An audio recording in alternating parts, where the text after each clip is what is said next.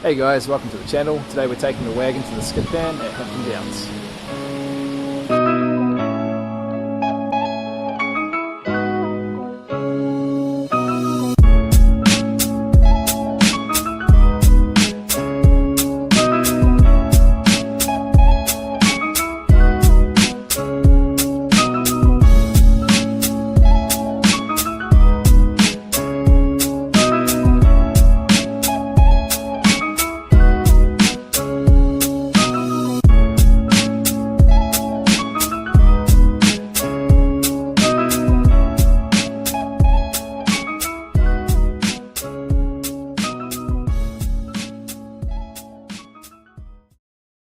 So I just did my first Skidpan session of the day. A little bit looser than I expected.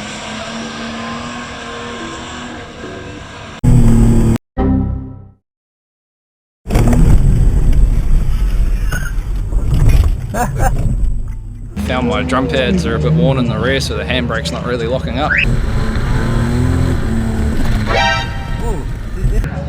Well, you know, just drive with momentum and weight transfer, and she's happy as.